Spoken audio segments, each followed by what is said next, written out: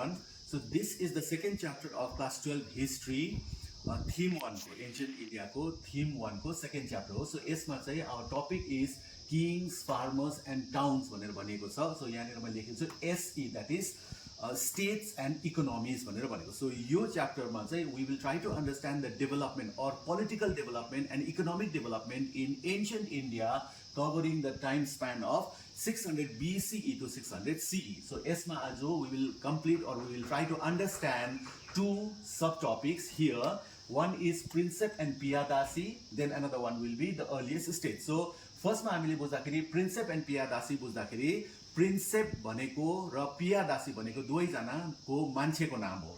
Prinsep भने चाहिँ James Prinsep, British antiquarian or historian was there.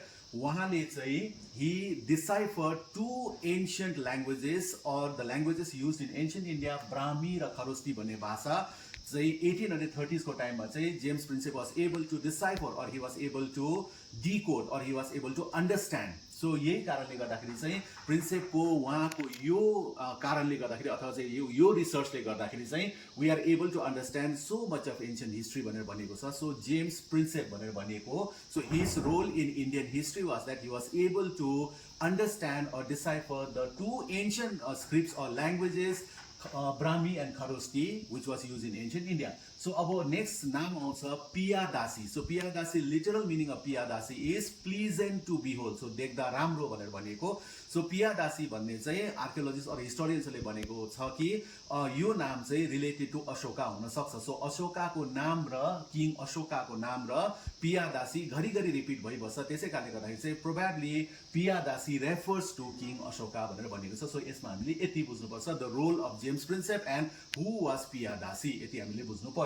Now coming to next point, that is the earliest states-हरुमा we will understand about the 16 Mahajanpadas.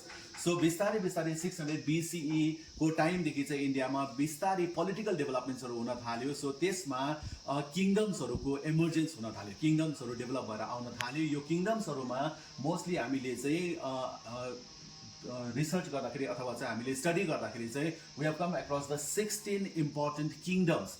So यो 16 मा पनि फेरि we have come across the names frequently. These names frequently come across.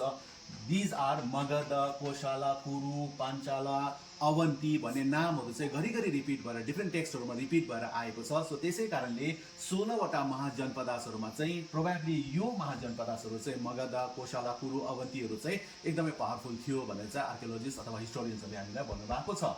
Then now next point we need to understand is the features of the Mahajanpada.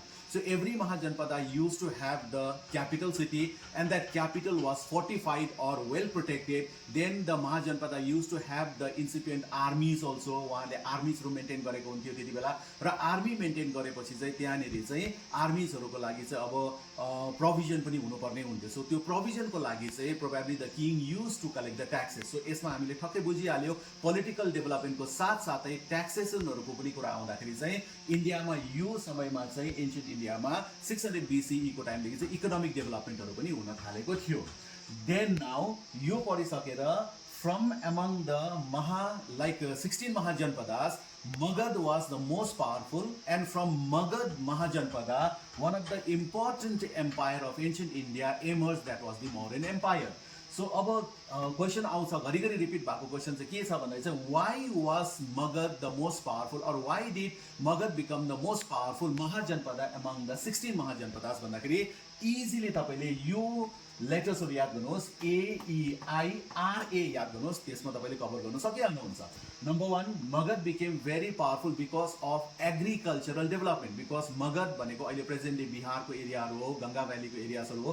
त्यसै कारणले गर्दाखेरि चाहिँ त्यो जग्गामा agriculture was very good or fertile soil was there. त्यसकारणले गर्दाखेरि agriculture राम्रो भएकोले गर्दाखेरि Magad started becoming economically stable. Second one is elephant was also available in the forest region of that area, and elephant was one of the important component of warfare during that time.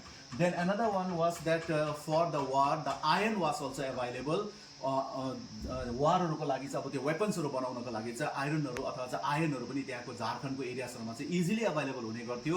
So त्यसै कारणले गर्दाखेरि पनि मगधको किङ्सहरुलाई चाहिँ सजिलो पर्न गयो. Then the river system, the Ganga river system acted as or it was used as the best way of the communication अथवा transportation. So त्यसै कारणले गर्दाखेरि चाहिँ यो रिभर भएकोले गर्दाखेरि पनि गङ्गा रिभर भएकोले गर्दाखेरि पनि चाहिँ मगधको राजाहरूलाई चाहिँ एकदम फास्ट ट्रान्सपोर्टेसनमा चाहिँ सजिलो पर्न गयो. Then another important point was that कि त्यहाँको रुलर्सहरू मगधको रुलर्सहरू जस्तै महापद्मनन्द अजातशत्रुहरू भयो उहाँहरू चाहिँ एकदमै एम्बिसियस थियो. त्यसै कारणले गर्दाखेरि चाहिँ Magadh became the most powerful of the 16 mahajanapadas.